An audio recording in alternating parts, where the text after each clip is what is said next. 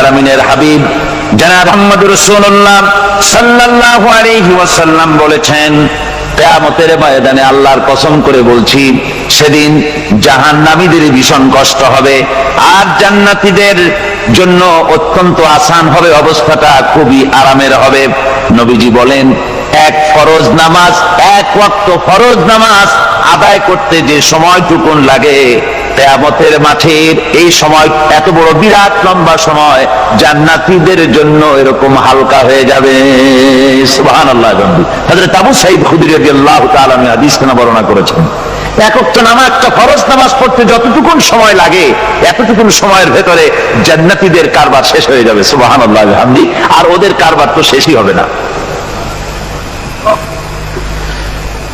وَيَوْمَ تَشَقَّقُ السَّمَاءُ بِالْغَمَامِ وَنُزِّلَ الْمَلَائِكَةُ تَنزِيلًا।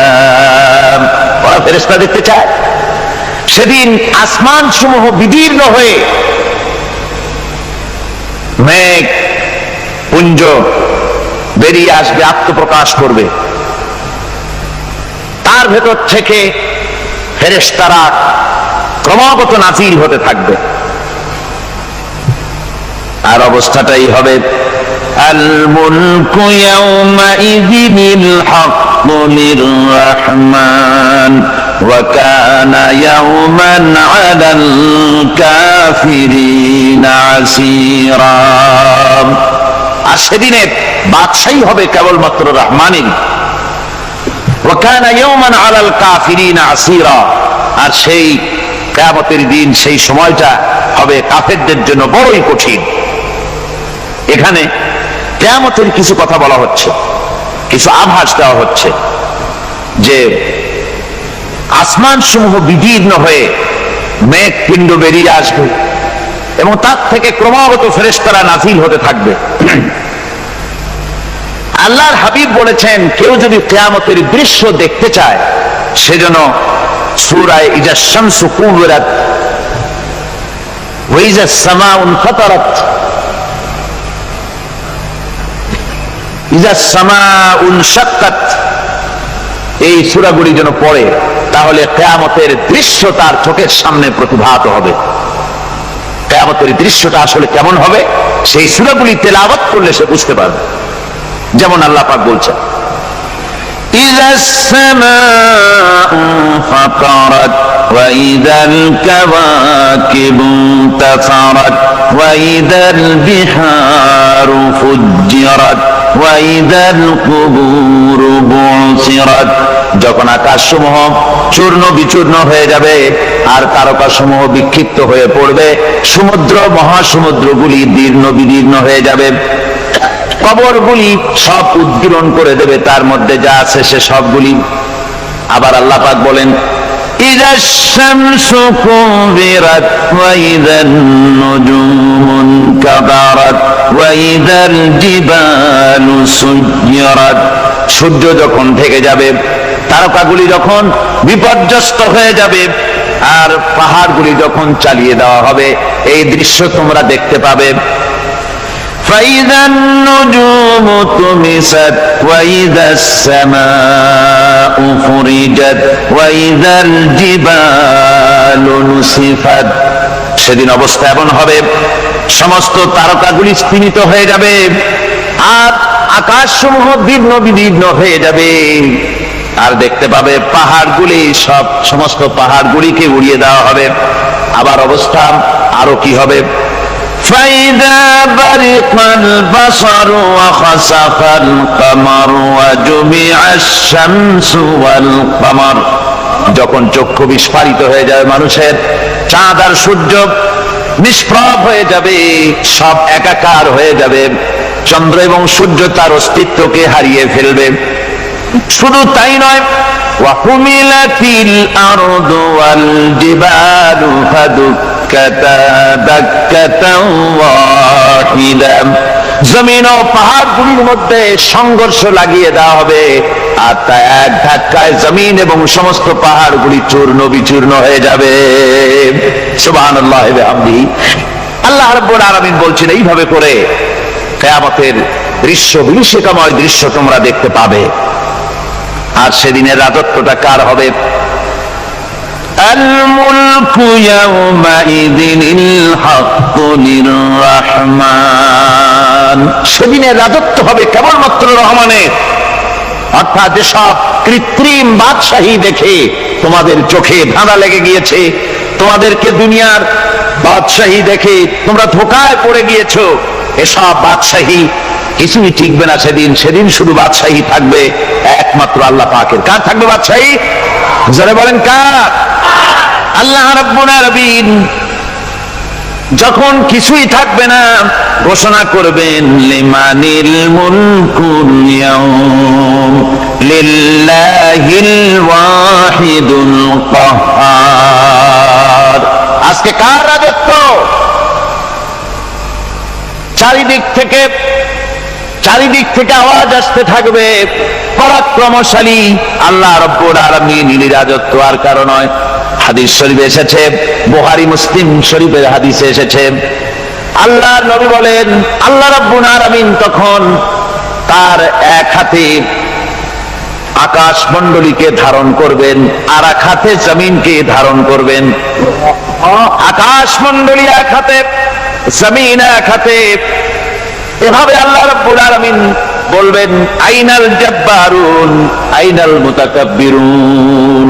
কোথায় সেই স্বৈরাচারীরা? কোথায় সেই দুর্বীরিত অহংকারী স্বৈরাচার যারা আমার জমিনের উপরে, আমার মানুষের উপরে রাজত্ব চালিয়েছে? তারা আজকে কোথায়? কোথায় সেই অহংকারীরা? আল্লাহ পাক সেদিন যে বলবেন, সেদিন তো বলবেন, কিন্তু দুনিয়ার মাঝেও স্বৈরাচার যারা, অহংকারী যারা, তাদের শাস্তি পৃথিবীর বুকেও দেন, আর সেদিন তো দিবেনই।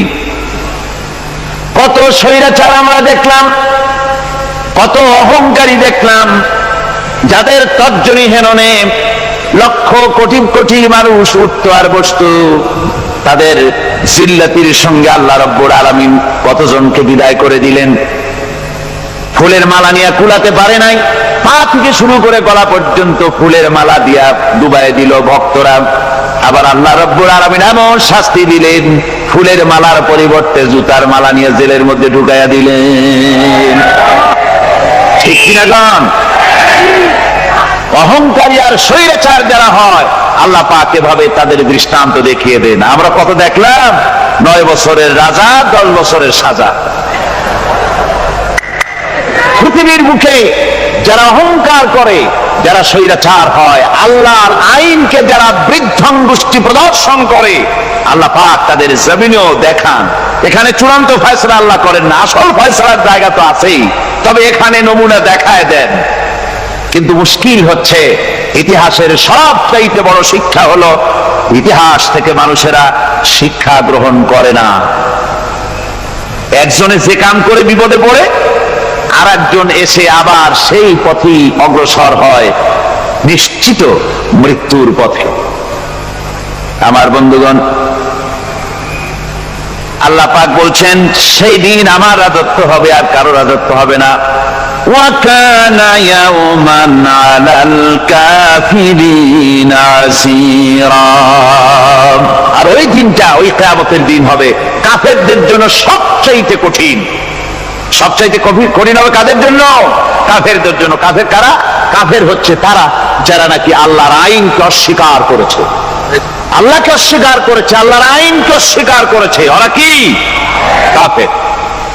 কুফর শব্দের অর্থ হচ্ছে গোপন করা। এই জন্য অন্ধকার রাতকে আরবিতে কাফের বলা হয়েছে, অর্থাৎ যা সব জিনিসকে অন্ধকার দিয়ে ঢেকে দেয়। তো কুফর হচ্ছে সেই জিনিস যা মহাসত্যকে ঢেকে দেয়, সত্যকে, মহাসত্যকে ঢেকে দেয় যে জিনিস, সেটাকে কুফর বলা হয়। আর এই কাফের অন্ধকারে ঘুরে মরে, সে কোন আলোর খোঁজ পায় না। আল্লাহ রাব্বুল আলামিন বলেন, কাফেরদের কথা এখন শোনাচ্ছেন আল্লাহ পাক, ওয়াল্লাযীনা কাফারু আউলিয়াউহুমুত তাগুতু ইউখরিজুনাহুম মিনান নূরি ইলাজ যুলুমাত। যারা কাফের, যারা কুফরি অবলম্বন করেছে, তাদের সাহায্যকারী আর পৃষ্ঠপোষক হচ্ছে তাগুত। তাগুত বলা হয় সেই শক্তিকে যে শক্তি শুধু নিজেই আল্লাহর আইন অমান্য করে বসে থাকে না, বরং অন্যদেরকেও আল্লাহর আইন অমান্য করতে বাধ্য করে। ওদেরকে আরবিতে কি বলা হয়? তাগুত বলা হয়। আর এই তাগুতি শক্তি, এই তাগুত হয় তার সাহায্যকারী, যা তাকে আলো থেকে টেনে অন্ধকারের ভেতরে নিয়ে যায়। আর কাফের হচ্ছে আল্লাহ পাকের ভাষায় অর্থাৎ কোরআনের ভাষায় কাফের হচ্ছে সবচাইতে নিকৃষ্ট প্রাণী, সবচাইতে নিকৃষ্ট জীব। মহাসত্যকে যারা অস্বীকার করেছে, যারা আল্লাহকে মানে না, যারা আল্লাহর কোরআনকে মানে না, যারা ইসলামকে স্বীকার করে না, তারা সবচাইতে নিকৃষ্ট প্রাণী। আল্লাহ রাব্বুল আলামিন বলেন, ইন্না শাররাদ দাওয়াবি ইনদাল্লাহিল্লাযীনা কাফারু ফাহুম লা ইউমিনুন। নিশ্চয়ই আল্লাহর জমিনে সব বিচরণশীল জীব যত আছে, আল্লাহ বলছেন আমার জমিনে বিচরণশীল জীব যত আছে তার মধ্যে সবচাইতে নিকৃষ্ট প্রাণী হলো যারা ঈমান আনে নাই, যারা বিশ্বাস করে না আমি আল্লাহকে, যারা পরকালকে বিশ্বাস করে নাই, যারা কোরআনকে বিশ্বাস করে নাই, যারা ইসলামকে বিশ্বাস করে নাই, পৃথিবীর মধ্যে তারা সবচাইতে নিকৃষ্টতম প্রাণী।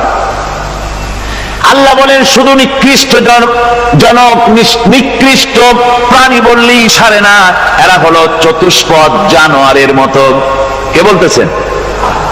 আমি বলছি না, কিন্তু আল্লাহ পাক বলতেছেন চতুষ্পদ জানোয়ারের মতো কাফেরেরা।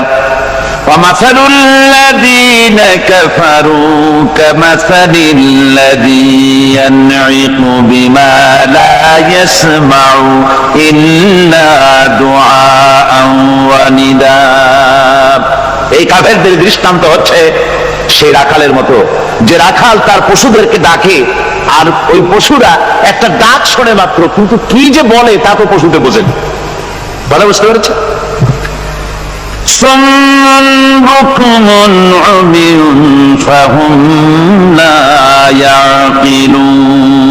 এরা বোবা, এরা বধির, এরা অন্ধ, এ কারণেই কোনো কথা বোঝে না। এরা চতুষ্পদ জানোয়ারের চাইতেও নিকৃষ্ট। যাদেরকে আমি আল্লাহ বলেন, যাদেরকে আমি চোখ দিলাম, চোখ থাকতে হক দেখলো না, সব দেখলো, হক দেখে নাই চোখ দিয়া, এই চোখ দিয়া সব দেখলো, নারীর সৌন্দর্য উপভোগ করলো, আর নারীর অঙ্গ প্রত্যঙ্গ নিয়ে নানা ধরনের গল্প লিখলো, কবিতা লিখলো, কিন্তু এই সৌন্দর্য যিনি দিলেন তারেও চিনল না। আছে না কত কবি আমাদের দেশে? আমার দেশের সেই কবি জাতীয় পুরস্কার পায় যে কবি নারীর বিশেষ বিশেষ অঙ্গ নিয়ে বেশি করে নির্লজ্জ কবিতা লিখতে পারে, ওই হলো সবচেয়ে বড় কবি। আমার বন্ধুগণ,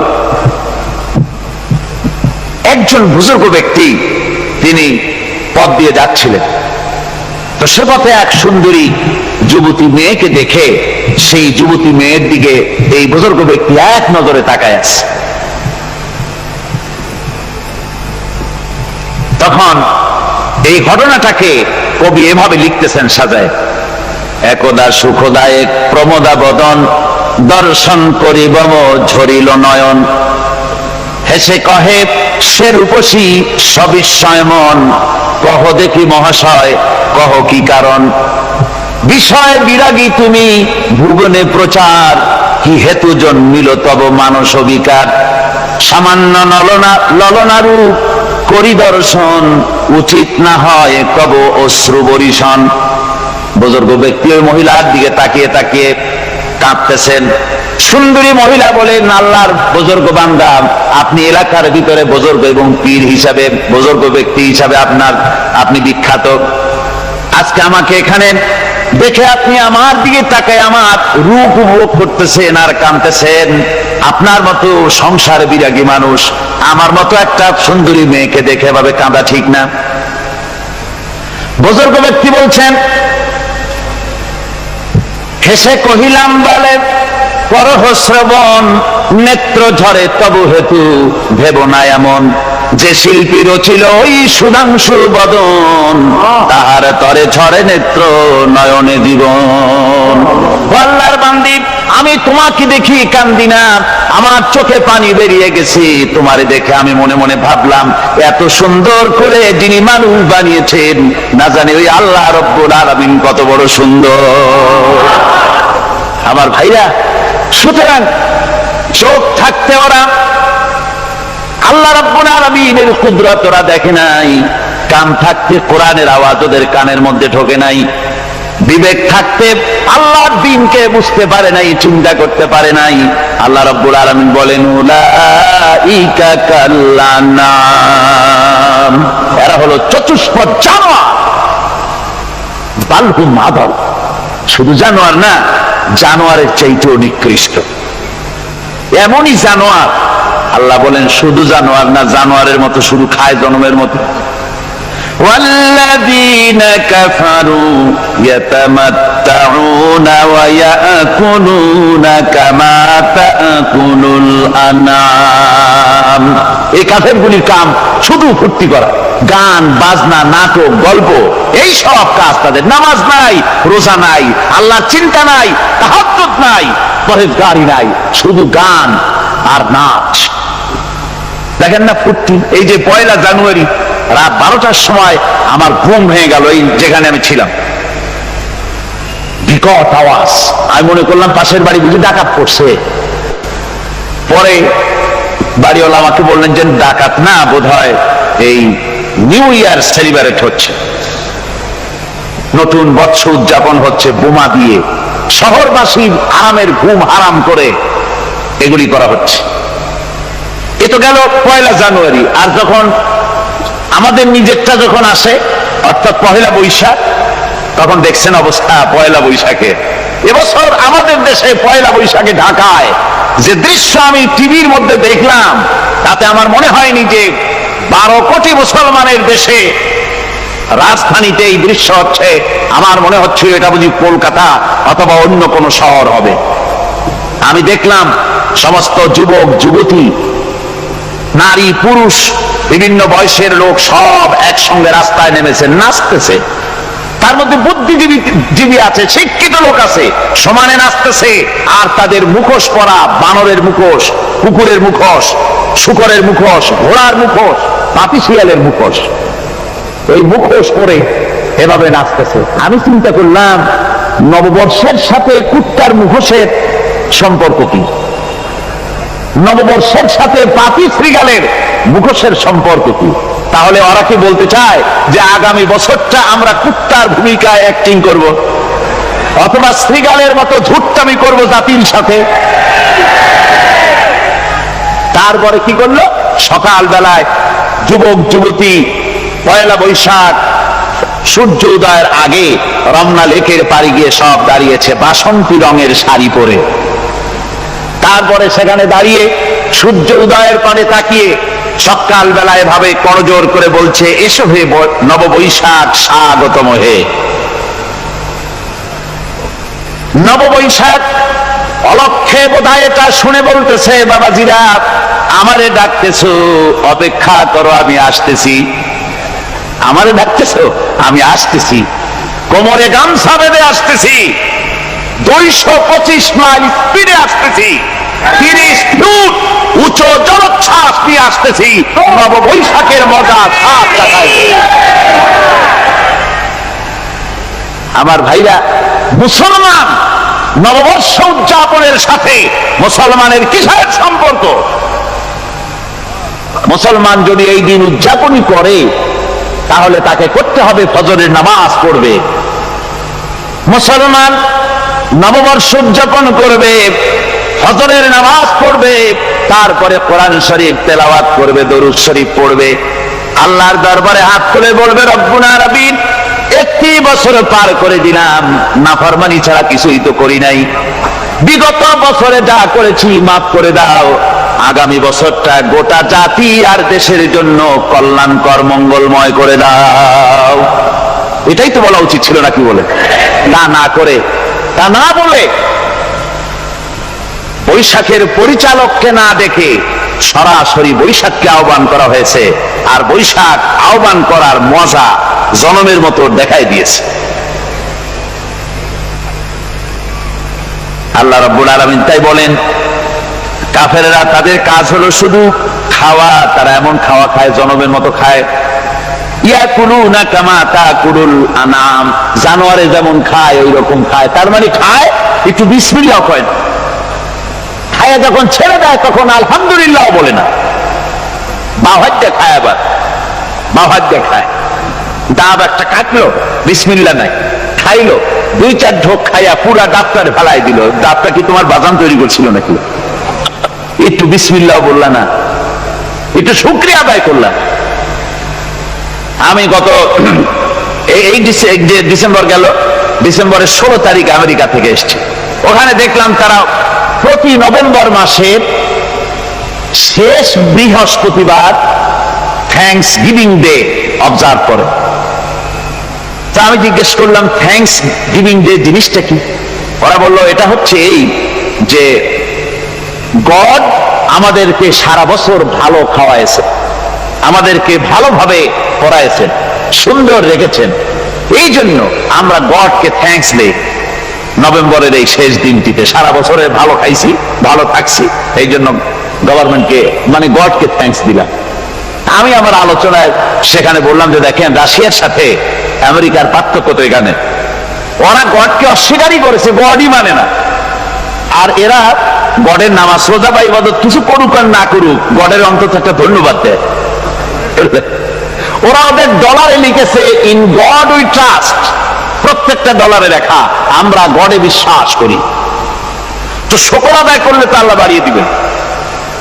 আল্লাহ রাব্বুল আলামিনের সুন্নাত হলো শুকর যদি কেউ আদায় করে আল্লাহ বাড়িয়ে দেন। লা ইন শাকারতুম লাযীদান্নাকুম ওয়া লা ইন কাফারতুম ইন্না আযাবী লাশাদীদ। আমার নিয়ামতের শুকর যদি আদায় করো আমি বাড়ায় দেব, আর যদি নিয়ামতের শুকর আদায় না করো তাহলে মস্ত বড় শাস্তি তোমাদের জন্য রেখেছি। তো আমেরিকা শুকর আদায় করে নিজেরা খাইয়া, কিন্তু ওদের জমিন হলো বিশাল জমিন। আমি কয়েকবার গিয়েছি এবং বহু স্টেট সফর করেছি।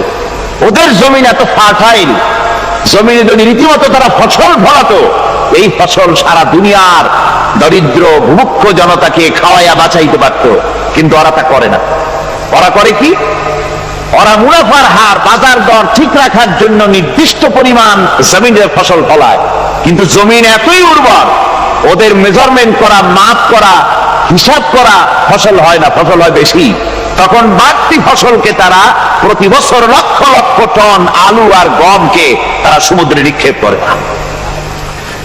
তাদের আলু এবং গম সেই সময় তারা নিক্ষেপ করে সমুদ্রে যখন ইথিওপিয়া, সুদানে মানুষ না খেয়ে মরছে। পৃথিবীর বিভিন্ন দেশে মানুষ ক্ষুধার যন্ত্রণায় যখন চিৎকার করছে, আর তাদের এই চিৎকারে আকাশ বাতাস ভারী হয়ে যাচ্ছে, তখন ওরা এই কামটি করছে। তাই আমি ওই প্রথম দিন বলেছিলাম যে রাশিয়া যেমন খান খান হয়েছে, অস্তিত্ব বিলুপ্ত হয়েছে আল্লাহর সাথে নাফরমানি করার কারণে। আপনারা বলতে পারেন কমিউনিজম কি একটা সহজ ব্যাপার? একটা বিরাট শক্তি, পৃথিবীর বুকে কত দেশ তারা ডমিনেট করতেছিল। কোন যুদ্ধ নাই, কোন রক্তপাত নাই, বিনা ধাক্কায়, বিনা বাতাসে, বিনা ঝড়ে বিশাল মহিরুহু চিৎপটাং। এটা হলো কেন? কেন হলো রাশিয়ার এই দশা? আমি লালদিঘির ময়দানে বলে গেছিলাম, আমি চিন্তা করে যেটা পাইছি সেটা হচ্ছে দুনিয়ার সমস্ত মতবাদ আল্লাহকে কোনো না কোনো প্রকারে স্বীকার করে। তার কথা মানুক আর না মানুক, আছে একটা কিছু, এতটুকু বলে যে আল্লাহ আছেন বা গড আছে বা একটা কিছু আছে। কমিউনিজম, সমাজতন্ত্র হলো পৃথিবীর একমাত্র নিকৃষ্ট মতবাদ, যে মতবাদ সরাসরি আল্লাহকে অস্বীকার করেছে, বলেছে আল্লাহ নাই, দেয়ার ইজ নো গড। তারা ধর্মকে আফিম বলেছে। আল্লাহ পাক তাই কোন যুদ্ধ ছাড়া, কোন মারামারি ছাড়া, কোন রক্তপাত ছাড়া এই বিশাল শক্তিকে উৎকারে উড়িয়ে দিলেন, তুলার মতো হয়ে। গোটা রাশিয়া তুলার মতো হয়ে বেজা তুলা, ধোনা তোলার মতো হয়ে সব উড়ে চলে গিয়েছে, অস্তিত্ব বিলুপ্ত হয়ে গিয়েছে। কিন্তু আমাদের দেশের খুচরা কমিউনিস্টরা এখনো স্বপ্ন দেখে। ওই যে কালকে বলেছি, তারা বলে কলমের খোসা এটা এখনো নষ্ট করা যাবে না, এটা এখনো চালু করা হবে, এখনো চীনে আছে, এখনো কিউবায় আছে।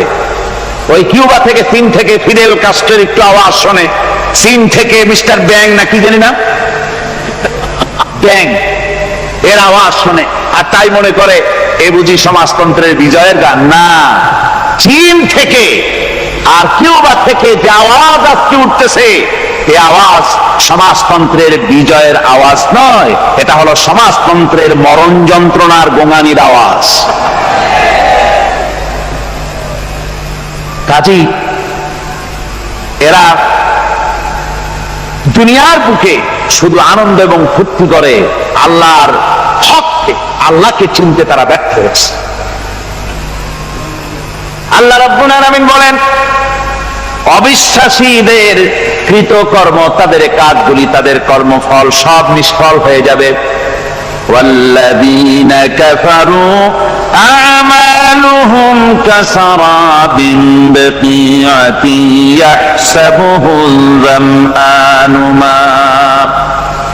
আল্লাহ পাক বলেন, কাফের যারা, অবিশ্বাসী যারা, যারা আমাকে অস্বীকার করেছে, অবিশ্বাস করেছে, তাদের আমলগুলি হলো মরুভূমির মধ্যে মরীচিকার মতো।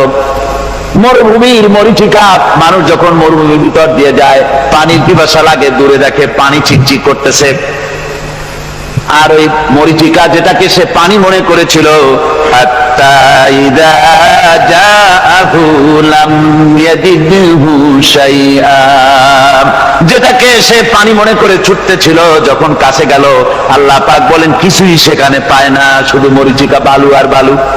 এরকম করে যারা আমার দিনকে অস্বীকার করেছে, আমাকে অস্বীকার করেছে, তারা যত ভালো কাজ করুক আর যাই করুক না কেন, তাদের কৃত কর্মগুলি এভাবে সব নিষ্ফল। এ হলো এক কথা। 2 নম্বরের কথা হলো, ওরা মনে করেছিল সমাজতন্ত্র শান্তি দেবে, কমিউনিজম শান্তি দেবে, সোশ্যালিজম শান্তি দেবে, ক্যাপিটালিজম শান্তি দেবে। এই শান্তির চিন্তা করে অগণিত মানুষকে হত্যা করে সমাজতন্ত্রের রাজত্ব যখন কায়েম করলো, 70 বছরও চলে গেল, তারপরে তারা দেখলো হাত্তা ইযা জাআহু লাম ইয়াজিদহু শাইআ, কিচ্ছুই পেল না। তারা ক্ষুধার যন্ত্রণায় মরল, কাপড় নাই, খাবার নাই। তারা ওই রাশিয়া থেকে, চেকোস্লোভাকিয়া থেকে, যুগোস্লাভিয়া দিয়া, রোমানিয়া থেকে, হাঙ্গেরি এবং পোল্যান্ড আর মঙ্গোলিয়া থেকে সেখানে সমাজতন্ত্র তাড়াতে আমরা যাই নাই। আমরা সেখানে সমাজতন্ত্রের বিরুদ্ধে তাফসীর করি নাই, ব্যাখ্যা করি নাই, বক্তব্য রাখি নাই। ওই সব দেশ থেকে সমাজতন্ত্র তাড়াইছে কে? কারা তাড়িয়েছে? না না, ওরা নিজেরাই, সেই দেশের জনগণই এটাকে উৎখাত করেছে তাদের জমিন থেকে। আল্লাহ পাক বলছেন, যারা আমার দিনকে, আমার বিধানকে যারা অস্বীকার করবে, তারা এই অস্বীকারী অবস্থায় যদি মৌত হয়, আমার সমাজতন্ত্রী কোনো ভাই যদি মাহফিলে থাকেন, কমিউনিস্ট কোনো ভাই যদি মাহফিলে থাকেন, তাহলে শুনুন আল্লাহ কি বলতেছেন।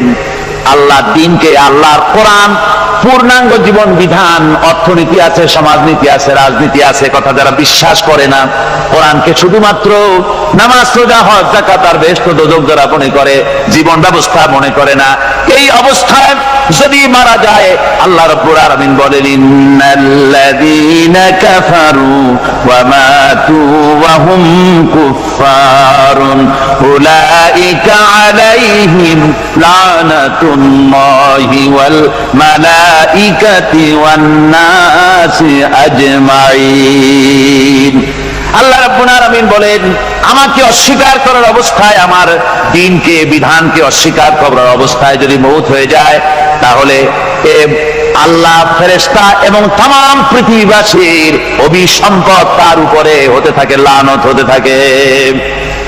খালিদিনা ফিহা লা ইউখাফফাফু আনহুমুল আযাবু ওয়া লা হুম ইউনজারুন। এই অভিসম্পদ অবস্থায় তারা সব সময় লিপ্ত থাকবে, না তাদের আযাবকে কমায় দেওয়া হবে আর না তাদের কোন রকম অবকাশ দেওয়া হবে। এখন আরো মজবুত কথা, হযরত মুসা আলাইহিস সালাম বলেন, ফেরাউনের জেলের ভয় আমি করি না, আমার কি জেলের ভয় দেখায়া লাভ নাই, আমি আল্লাহ পাকের পয়গম্বর। হযরত মুসা আলাইহিস সালাম, ফেরাউনের দলবল আছে, লোক লস্কর আছে, তার অস্ত্রের অভাব নাই।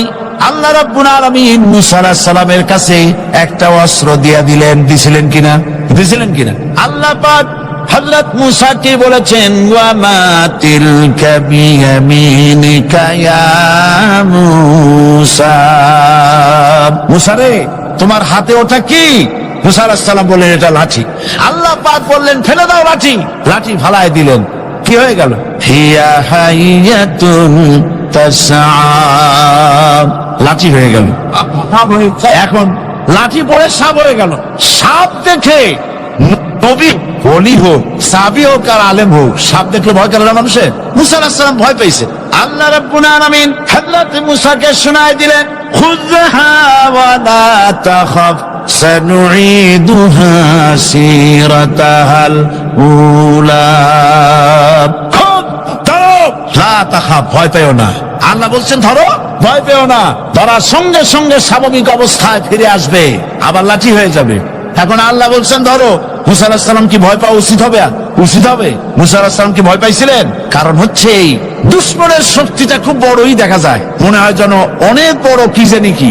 আল্লাহ পাক বলছেন, ইন্না কাইদাশ শায়তানে কানা দাঈফা, শয়তানের চক্রান্ত যতই তুমি মনে করো অনেক ষড়যন্ত্রের জাল বিস্তার হয়ে আছে, আল্লাহ কয় কিছুই না, দাঈফা, অত্যন্ত দুর্বল। আল্লাহ পাক বললেন ধরো। মুসা আলাইহিস সালাম সাপ ধরলেন, সঙ্গে সঙ্গে লাঠি হয়ে গেল। ফেরাউন বরদাস্ত করলো না, রাষ্ট্র শক্তির পক্ষ থেকে আক্রমণ শুরু হলো। অপরাধ কি? মুসা আলাইহিস সালামের অপরাধ কি অপরাধ? মাশাআল্লাহ, বুঝতে পেরেছেন। অপরাধ হচ্ছে তিনি বলেছেন লা ইলাহা, জোরে বলেন লা ইলাহা ইল্লাল্লাহ। তো আমি বলবো, আল্লাহ রাব্বুল আলামিন কোরআনে কারীমের মধ্যে বলেছেন, আল্লাহু লা ইলাহা ইল্লা হুয়াল হাইয়ুল কাইয়্যুম। কোন সূরা আছে? কোন আয়াতে? আয়াতুল কুরসি। প্রত্যেকটা করে না, পড়েন আমার সাথে, আল্লাহু লা ইলাহা ইল্লা হুয়াল হাইয়ুল কাইয়্যুম। আল্লাহ হচ্ছেন তিনি, যিনি ছাড়া কোনো উপাস্য নাই, কোন ইলাহা নাই, কোন মাবুদ নাই যিনি ছাড়া, আর কোন ইবাদতের মালিক নাই। আর যিনি হচ্ছেন সদা জাগ্রত চিরঞ্জীব, সার্বভৌমত্বের একচ্ছত্র মালিক, যিনি সদা জাগ্রত চিরঞ্জীব, তিনি হচ্ছেন আল্লাহ। এখন কেউ যদি বলেন আল্লাহ অক্ষর কি, এক একটা অক্ষর বাদ দিয়া আল্লাহরে চিনায় দেন, তাও চিনানো যাবে। আল্লাহর প্রথম অক্ষর যদি বাদ দেন, কি থাকবে? কোরআনে কারীম বলছে তা দিয়েও বোঝা যাবে, লিল্লাহি মা ফিস সামাওয়াতি ওয়া মা ফিল আরদ। আল্লাহ হচ্ছেন তিনি যার জন্য আকাশ আর জমিন, আকাশ এবং জমিনের একচ্ছত্র মালিক। এর মাঝখানে যা কিছু আছে সব কিছুর মালিকানা যার হাতের মুঠায়, তিনি আমার আল্লাহ। তিনি কে? আল্লাহ। এরপরে যদি বলেন আর একটা নাম ছেড়ে দেন, আলিফ সাল্লাম, একটা নাম ছেড়ে দিলাম, তাহলে কি থাকলো? লাহু থাকলো, দুইটা অক্ষর থাকলো লাহু। এই লাহু দিয়েও আল্লাহ রাব্বুল আলামিনের সিফাতকে, তার গুণকে বোঝা যাবে। লাহু মাকালিদুস সামাওয়াতি ওয়াল আরদ। আল্লাহ পাক বলেন আসমান এবং জমিনের রিজকের চাবি কাঠি আল্লাহ পাকের হাতে, যাকে খুশি তিনি পর্যাপ্ত রিজেক দান করেন। কেউ যদি বলেন লামটাও ভালা দেন, লামটাও ছেড়ে দেন, দিলাম নাম একটা ছেড়ে, থাকলো কি? একটা অক্ষর থাকলো হু। এই হু দিয়ে আমার আল্লাহরে চেনা যাবে। ওয়া হুয়াল গফুরুল ওয়াদুদুল আরশিল মাজিদ ফাআলুল লিমা ইউরিদ। আমার আল্লাহ হচ্ছেন তিনি, যিনি ক্ষমাশীল, যিনি দয়াবান, যিনি বান্দাকে মহব্বত করেন, যিনি হচ্ছেন আরশে আজিমের মালিক, যা তিনি হচ্ছেন সেই মহান সত্তা যিনি যা খুশি তাই করতে পারেন। সুতরাং আল্লাহ হচ্ছেন এমন এক লফজ, এমন এক নাম, এমন এক ইসমে জাত যার কোনো বিকল্প নাই, যা অনুবাদ করে আল্লাহকে স্রষ্টা বললে এটা সারবে না, সৃষ্টিকর্তা বললে সারবে না। আল্লাহ পাকের নামের বিরাট বিশাল ব্যাপক অর্থ রয়েছে। সুতরাং আল্লাহকে আল্লাহই বলতে হবে। আল্লাহকে কি বলতে হবে? আল্লাহ আল্লাহ আল্লাহ। কত মজাই নামে, সুবহানাল্লাহ বিহামদিহি, কত মজাই নামে। আল্লাহ রাব্বুল আলামিন বলেন, আমরা শুরু করছি সূরা ফাতিহা। অভিনন্দন পত্র দিচ্ছি, কারে দিচ্ছি? আল্লাহ পাককে দিচ্ছি। শেখানো ভাষা দিয়ে রব্বুল আলামিন বলেন, প্রশংসা করো আলহামদুলিল্লাহি রাব্বিল আলামিন। সমস্ত প্রশংসা আল্লাহ পাকের, যিনি হচ্ছেন রব, যিনি কি রব। এখন এই রব শব্দের বাংলা অর্থ করা হয় প্রভু, লালনকারী, প্রতিপালনকারী, কিন্তু এই অর্থ যথেষ্ট নয়। কোরআনে কারিমে যে রব বলা হয়েছে তার অর্থ হচ্ছে, তার অর্থ ব্যাপক, অনেক বিশাল এর অর্থ। এ রব কাকে বলে? এই রব শব্দের বাংলা অর্থ করা হয় প্রভু, লালনকারী, প্রতিপালনকারী, কিন্তু এই অর্থ যথেষ্ট নয়।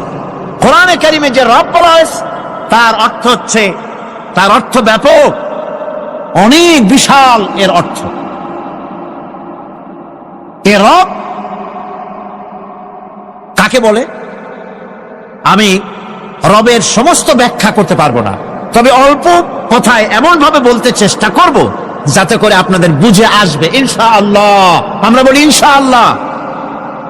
এখন আপনারা যদি আমাকে প্রশ্ন করেন যে অত কথা বুঝি না, এক লাইনে এক বাক্যে বুঝায় দেন রব কাকে বলে, তাহলে আমি কথাটা এইভাবে বলবো, যাহার যখন যে জিনিসের যতটুকু প্রয়োজন তাহাকে তখন সেই জিনিস ফরিয়াদ করার আগে যিনি পৌঁছে দেন তার নাম হচ্ছে রব। এ রব হচ্ছে তার মধ্যে রুবুবিয়তের সম্পূর্ণ কোয়ালিটিতে ভর্তি। আল্লাহ পাকের মধ্যে রুবুবিয়তের কোয়ালিটি। রব শুধু সৃষ্টি করেই ছেড়ে দেন না, প্রতিপালন করেন, পূর্ণতায় পৌঁছে দেন। সুবহানাল্লাহ বলতে ইচ্ছে করে না ভাইরা? দেখেন আল্লাহ রাব্বুল আলামিন এমন রব, বাংলাদেশের কুকুর আর আমেরিকা ইউরোপের শীত প্রধান দেশের কুকুর একরকম নয়। আমাদের দেশের পশু ইউরোপ আমেরিকা শীত প্রধান দেশের পশু একরকম নয়। তার কারণ হলো আমাদের দেশে শীত কম, নাতিশীতোষ্ণ অঞ্চলের মধ্যে খানিকটা পড়ে যায়। এখানে পশুদের গায়ে কম পশম থাকলে কোনো অসুবিধা নাই।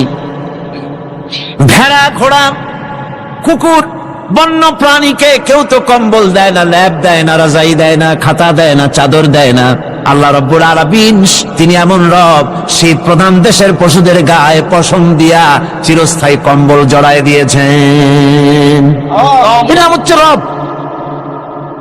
প্রতিপালনের পদ্ধতি কি সুন্দর করে তিনি প্রতিপালন করছেন, কি সুন্দর করে তিনি পশু পক্ষীগুলিকে তাদের আহার জোগাড় করছেন, প্রতিপালন করছেন। তিনি রব, মানুষকে সৃষ্টি করেছেন, আমাদেরকে সৃষ্টি করেছেন, সব প্রয়োজন মিটাইছেন, সকল প্রয়োজন মিটিয়েছেন, একটা জিনিস বাদ রাখেন না।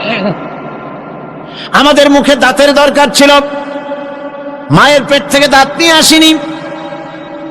মায়ের পেট থেকে আসার পরে আমাদের খাবারের দরকার ছিল। লক্ষ্য করেন রব কারে বলে, লক্ষ্য করুন। মায়ের পেটের মধ্যে যখন ছিলাম ওখানে কোনো রোগের জীবাণু ঢুকতে পারে নাই। ফি করারিম মাকিন, একটি সুরক্ষিত জায়গায় আল্লাহ রাব্বুল আলামিন বাচ্চাকে রেখেছেন, যেখানে কোনো সর্দি হবে না, জ্বর হবে না, সর্দি হবে না, ব্রঙ্কাইটিস হবে না, ডায়াবেটিস হবে না, প্রেসার হবে না। মায়ের পেটের মধ্যে বাচ্চাকে এমন জায়গায় আল্লাহ যত্ন করে রেখেছেন। এই বাচ্চা যখন মায়ের পেট থেকে বেরিয়ে এলো তখন তার পরিবেশ অত্যন্ত খারাপ। এখানে পলিউশন আছে, এখানে কার্বন ডাই অক্সাইড আছে, এখানে বিষাক্ত হাওয়া আছে, এখানে দূষিত আবহাওয়া রয়েছে। প্রতি মুহূর্তে তাকে প্রতি মুহূর্তে রোগ তাকে হামলা চালাতেছে। এই রোগের থেকে সে বাচ্চা বাঁচবে কি করে?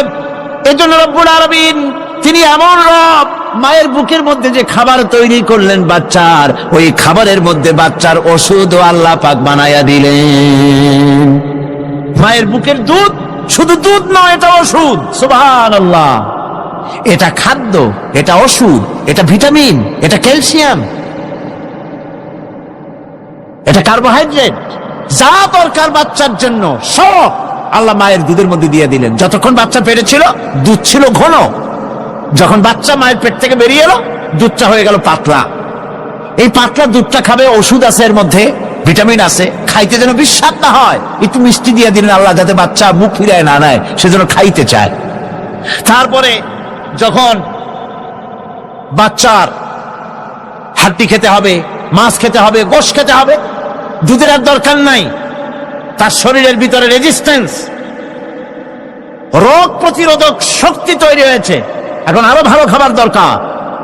আল্লাহ রাব্বুল আলামিন মায়ের দুধকে শুকায় দিলেন, চুষলে আর পাওয়া যাবে না, দুধ শুকায় গেছে, এখন বাইরের খাবার খেতে হবে। আসছিল যখন বুকে দাঁত ছিল না, বাইরে যখন এলো দাঁতের যখন দরকার হলো, কোন আল্লাহর বান্দা কি আল্লাহর কাছে দরখাস্ত করেছেন যে আল্লাহ আমার কয়েকখান দাঁত দাও, দাঁত ছাড়া আমি চাবাই কেমন? এই সবগুলি দাঁত কে সেট করে দিলেন? রব্বুল আলামিন দাঁতগুলিকে সেট করে দিলেন, মুখের মধ্যে দাঁত এসে গেল। আল্লাহ রব্বুল আলামিন শরীরটাকে সাজিয়ে গুছিয়ে, হিউম্যান বায়োলজি যাকে বলা হয়, এই শরীরকে যে সুন্দর করে আল্লাহ পাক তৈরি করলেন বলে শেষ করা যাবে না, কত সুন্দর করে আল্লাহ পাক বানিয়েছেন। আপনার মাথার ভিতরে সেল তৈরি করা হলো, ব্রেন তৈরি করা হলো। এই ব্রেনটা শুকনা জায়গায় রাখা হয় নাই, শুকনা জায়গার মধ্যে ব্রেনটা যদি থাকতো, নড়াচড়া করে আপনার ব্রেনের যে টেকনোলজি আল্লাহ পাক ইউজ করেছেন সেটা অসুবিধাগ্রস্ত হতো। এই জন্য ক্রিম যেভাবে পানির মধ্যে ভাসা থাকে, পানির মধ্যে ভাসমান ক্রিম মাখন যেভাবে রাখা হয়, সামান্য পানির মতো করে এর ভিতরে ব্রেনটাকে রাখা হয়েছে। এই ব্রেনের ভিতরে, ব্রেন হচ্ছে পৃথিবীতে কম্পিউটার, আজকের পৃথিবীর শ্রেষ্ঠ আবিষ্কার। কিন্তু মানুষের মাথায় যে কম্পিউটার আল্লাহ পাক দান করেছেন, এই কম্পিউটারের সামনে দুনিয়ার কম্পিউটার এতিম। এবার লন্ডন গিয়েছিলাম, প্রত্যেক বছর 1.5 মাস 2 মাস সময় পাই, কিন্তু আপনারা দোয়া করেছেন এখন পার্লামেন্টে সময় দিতে হয় বেশি, বিদেশের সফর কমে গিয়েছে। 10 দিনের জন্য গিয়েছিলাম, ওরা আমাকে একটা ডায়েরি দিল। সেই ডায়েরিটার ভিতরে ডিজিটাল ডায়েরি, এই ডায়েরির মধ্যে তারা বলল যে এরকম, এই যে কাগজটা আপনারা দেখতে পাচ্ছেন, এই রকমের কাগজের 10 লক্ষ পাতা লিখতে যত কাগজ লাগে, এরকমের 10 লক্ষ পাতার লেখা ছোট্ট এই ডায়েরিটার মধ্যে ঢুকাই দেওয়া যায়। 10,000 টেলিফোন নাম্বারের মেমোরিতে তুলে দেওয়া যায়। এটা হচ্ছে লেটেস্ট আবিষ্কার। কিন্তু আল্লাহ পাক মানুষের যে ব্রেনটা তৈরি করলেন, পৃথিবীতে যা আছে এ সব কিছু একটা মানুষের ব্রেনের মধ্যে, সমস্ত তথ্য, সমস্ত ফ্যাক্টস মানুষের মেমোরির ভিতরে ঢুকাবার পরেও আরো লক্ষ লক্ষ জায়গা বাকি থেকে যাবে, শূন্য থেকে যাবে, যা পূরণ হওয়ার নয়।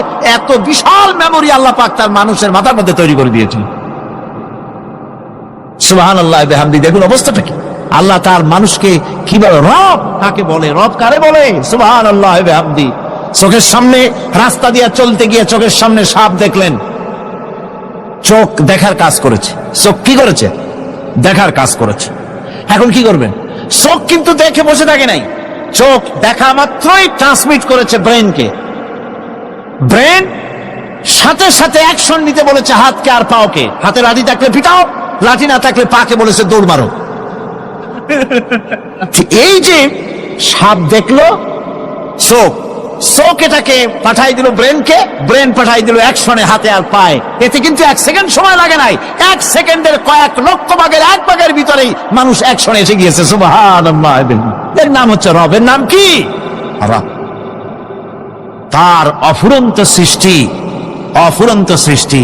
মানুষের হাত তৈরি করেছেন, চোখ তৈরি করেছেন। চোখে কিন্তু আমরা নেগেটিভ দেখি, চোখে আমরা কি দেখি?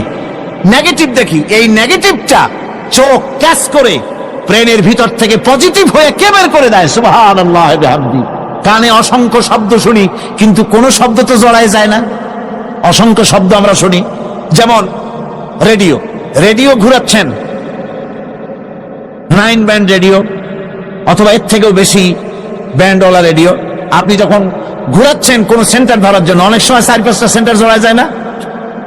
জড়ায় কিনা? 4-5টা সেন্টার জড়ায় যায়, সর্বনাশ হয়ে যায়, কোনটা থেকে কোনটা শুনবেন। তো এইরকম করে আপনার কানের ভিতরে শব্দগুলি সব জড়াইয়া পাকাইয়া আপনার কানের মধ্যে একটা বিশ্রী আওয়াজ সৃষ্টি করে দিতে পারত। কে স্তরে স্তরে শব্দগুলিকে শোনার ব্যবস্থা করেছে? আপনার জিহ্বার ভিতরে হাজারো রকমের স্বাদ গ্রহণ করার জন্য একটা জিহ্বায় এতগুলি টেস্ট নেওয়ার ক্ষমতা কে তৈরি করে দিলেন? আল্লাহ রাব্বুল আলামিন সুবহানাল্লাহি বিহামদি। তিনি হচ্ছেন রব, যিনি মানুষের প্রতিপালন সৃষ্টি করেন এবং প্রতিপালন করেন, এমনি এমনি ছেড়ে দেন না। এরপরে মানুষের সব প্রয়োজন তিনি মিটিয়েছেন। মানুষের জীবন ধারণের জন্য সব থেকে বড় প্রয়োজন পানি। সবচেয়ে বড় প্রয়োজন কি? পানি। জোরে কোন কি? পানি। জীবনের জন্য পানি এবং আর্দ্রতা, এই দুটি জিনিস অপরিহার্য, এছাড়া জীবন বাঁচবে না।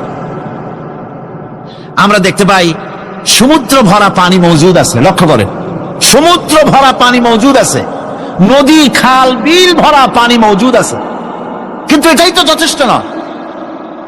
রব হচ্ছেন তিনি, যিনি এই বিশাল বিশাল পানির মজুদ থেকে বাতাসকে যিনি বলেন, যিনি প্রতিনিয়ত বাষ্পীয় আকারে পানিগুলিকে সমুদ্র থেকে উত্থিত করেন, পানিগুলিকে উত্থিত করেন মহাকাশী। আল্লাহ পাক বলেন, আল্লাহুল্লাযী আরসালার রিয়াহা ফাতুসিরু সাহাবা। বাষ্প হয়ে পানিগুলি আকাশে উত্থিত হয় এবং মহাকাশে যাওয়ার পর এই পানিগুলি, লবণাক্ত পানিগুলি আল্লাহর মেশিনে সেগুলি মিষ্টি হয়ে যায়। জোরে কোন সুবহানাল্লাহ। পানিগুলি মিষ্টি হয়ে গেল, ওই মিষ্টি পানি আল্লাহ রাব্বুল আলামিন নাজিল করে দিলেন। এবার বৃষ্টি কণা কণা হয়ে পড়লো, ফোঁটা ফোঁটা বৃষ্টি। আল্লাহ খুঁজে দেখলেন বৃষ্টির ফোঁটাগুলি পৃথিবীর প্রতিটি কণা তালাশ করে তৃষ্ণার্ত কণাগুলিকে আল্লাহ পাক ভিজায় দিলেন। সেই জন্য তার নাম হলো রব। তিনি হচ্ছেন রব, প্রয়োজন মিটান। পানি সবচেয়ে প্রয়োজন বেশি, সেই পানি আল্লাহ পাক এভাবে সরবরাহ করলেন। জমিনের চারিদিকে নদী নালা রেখেছেন, জমিনকে আর্দ্র করেছেন, জমিনের ভিতরের পানি মিষ্টি করেছেন। টিউবওয়েল মারলে পরে, পাম্প করলে পরে ভিতর থেকে মিঠা পানি আল্লাহ পাক বের করে দেন। সুবহানাল্লাহ। এই মিষ্টি পানির ব্যবস্থা করেছেন। এরপরে তিনি ওই আল্লাহ পাক মিষ্টি পানির ব্যবস্থা করে বৃষ্টির মাধ্যমে পৃথিবীতে ফসল উৎপাদনের ব্যবস্থা করে দিলেন। পাক কোরআনে কারীমের মধ্যে বলেছেন, ওয়াজআলনা মিনাল মাই কুল্লা শাইইন হাই। পানি দ্বারাই আমি সব বস্তুকে সজীব রাখি। বৈশিষ্ট্যের দিক থেকে পানির রয়েছে অনেক গুণ, আশ্চর্য গুণ। পৃথিবীর ৭৫% হচ্ছে পানি। আকাশ থেকে অর্থাৎ চাঁদ থেকে যখন চাঁদে ভ্রমণকারীরা যখন ছবি তুলেছে, তো সেই ছবিতে ব্লু রং এসেছে বেশি, সবুজ এসেছে কম। সবুজ হলো গাছপালা, আর ব্লু হচ্ছে পানি। সমুদ্রের পানির রং হচ্ছে নীল। মানুষের শরীরের ভিতরে ৬০% পানি, গাছের মধ্যে রয়েছে পানি। পানি ছাড়া পৃথিবীর বাঁচার কোনো পথ নাই। আবার দেখেন, প্রচন্ড শীতের কারণে, ঠান্ডার কারণে যেসব এলাকায় তাপমাত্রা হিমাঙ্কের নিচে এসে যায়, সেই সব দেশে সমুদ্রের পানি আর দরিয়ার পানিগুলি বরফ হয়ে যায়। এই বরফ যখন হতে থাকে, তখন পানি তার নিজের তাপকে নিচের দিকে ছুটতে থাকে। উপরের তাপ বরফ হয়ে যায় ঠান্ডা, আর নিচে তাপ বিচ্ছুরিত করে দিয়ে পানির ভিতরে যত জলজ প্রাণী আছে আর উদ্ভিদ আছে, সবগুলিকে বাঁচায় রাখার ব্যবস্থা আল্লাহ রাব্বুল আলামিন এভাবে করে থাকে। এবার আল্লাহ রাব্বুল আলামিন বলছেন, এই পানি ছাড়া মানুষ বাঁচে না, প্রাণী বাঁচে না। পানি এমন এক জিনিস, এমন এক নিয়ামত আমি দান করলাম। আল্লাহ পাক বলেন, কুল আরাআইতুম ইন আসবাহা মাউকুম গাওরান ফামান ইয়াতিকুম বিমাইন মাইন। বলো দেখি সবে, শুকাইয়া যদি যায় এই জমিনের পানি, তাহলে হেথায় তটনির ধারা কে দিবে সবারে আনি। এই পৃথিবীর নদী নালা খাল বিল জমিনের আভ্যন্তরীণ দিকে পানিগুলি যদি আমি আল্লাহ রাব্বুল আলামিন শুকায় দেই, তাহলে আমি আল্লাহ ছাড়া এমন কে আছে যে নতুন করে আবার পানির আমদানি করে দিতে পারে?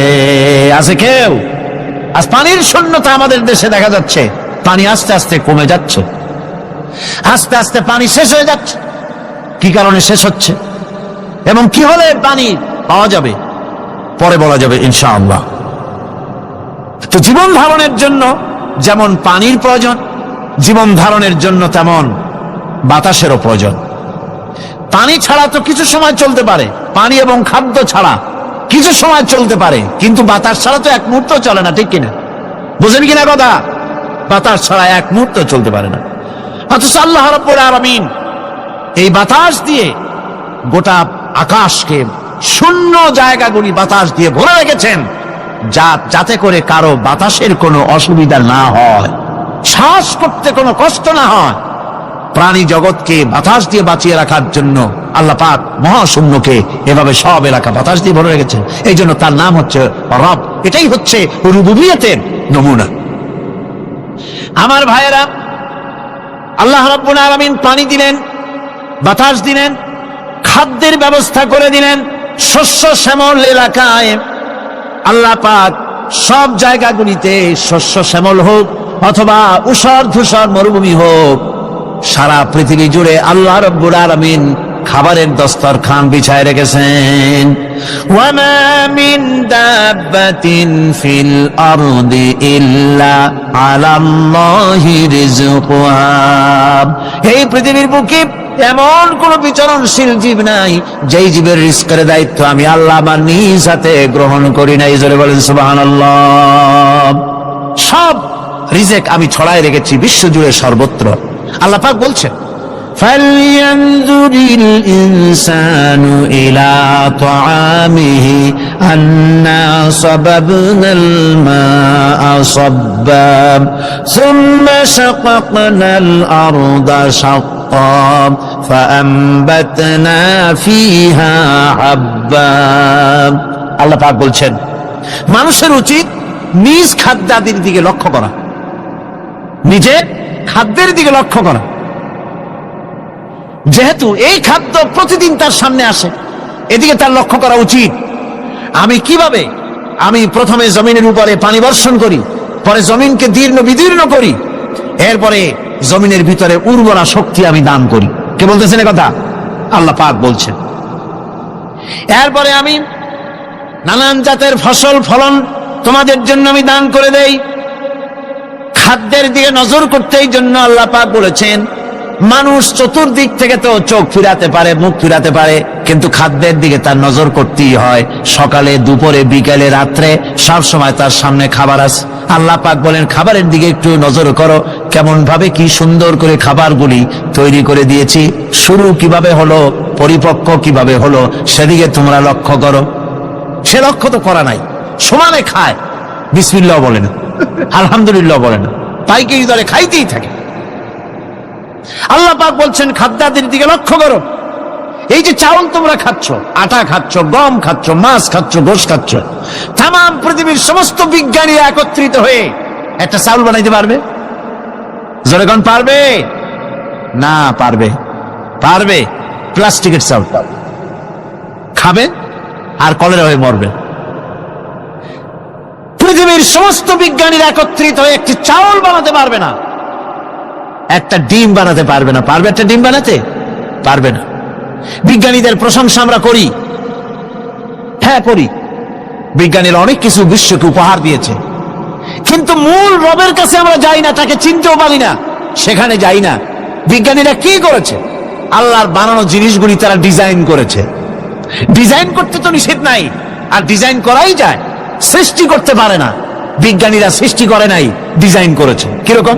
আল্লাহ পাক চাউল তৈরি করেছেন। চাউল তৈরি করেছে কে? বলেন না সবাই। এখন আপনারা সেই চাউল দিয়ে পিঠা বানান, পায়েস বানান, সেই চাউল দিয়ে ভাপা পিঠা, আরো কি যেন খায় চট্টগ্রামে রস দিয়ে, ওটাকে কি কয়? দই পিঠা না কেন? ধোঁয়া পিঠা। তো এইভাবে করে আপনি ডিজাইন তৈরি করছেন, আটা দিচ্ছে, আল্লাহ পাক আটা তৈরি করেছেন, গম দিয়েছে, এই আটা দিয়ে গোলগোল্লা তৈরি হচ্ছে, এর দ্বারা রুটি তৈরি হচ্ছে, এর দ্বারা অসংখ্য রকমের সিমাই টিমাই ইত্যাদি দিয়ে, লাচ্ছা সিমাই, নানান রকমের সিমাই আপনি ডিজাইন করেন, অসুবিধা নাই। আল্লাহর তৈরি করা কাঠ দিয়ে ফার্নিচার তৈরি হচ্ছে, টেবিল হচ্ছে, চেয়ার হচ্ছে, গুষ্টি শুদ্ধ হচ্ছে, আল্লাহর তৈরি করা লোহা দিয়া মাইক হচ্ছে, স্ট্যান্ড গান হচ্ছে, ব্রেন গান হচ্ছে, তারপরে প্লেন হচ্ছে। তাহলে আমি বলতে চাইলাম, বুঝাতে চাইলাম, সমস্ত জিনিস এর স্রষ্টা কে? জোরে বলেন কে? বিজ্ঞান শুধু এগুলিকে এক জায়গায় করে অ্যাসেম্বল করেছে, এগুলিকে এক জায়গায় করে এক একটা রূপ দিয়েছে। এখানে বিজ্ঞানের কৃতিত্ব আছে ঠিক, কিন্তু আপনারাই বলেন, লোহা যদি আল্লাহ তৈরি না করতেন এই মাইক তৈরি হতো, রাইফেল তৈরি হতো? আর রাইফেল যদি নাই হতো তাহলে কারাগারের বন্দীগুলো মারতেন কি দিয়া? রাইফেল যদি না হতো যুদ্ধ করতেন কি দিয়ে? ঠিক কিনা? যত মারামারি ইত্যাদি যা কিছু হচ্ছে, তো শুধু মারামারির জন্যই তো আল্লাহ লোহা বানান নাই। লোহার সবচাইতে বড় প্রয়োজন হচ্ছে জমিন কর্ষণ করা, জমিন চাষ করা। এই জমিন চাষের জন্য লাঙ্গল দরকার, শাবল দরকার, খন্তা দরকার, কোদাল দরকার। এই লোহার দাম কেউ আল্লাহ পাক এত লোহা বেশি দিয়েছেন, যার জন্য লোহার দাম কম। সোনা কম দিয়েছেন যেহেতু সোনার প্রয়োজনীয়তা কম, লোহার প্রয়োজনীয়তা বেশি, এই জন্য লোহা বেশি দিয়েছেন, দামটা কমে গেছে, যার জন্য আপনার আমার জন্য কিনে ব্যবহারটা সহজ হয়েছে। কথা ঠিক কিনা বন্ধুগণ? আল্লাহ রাব্বুল আলামিন এইভাবে করে মানুষের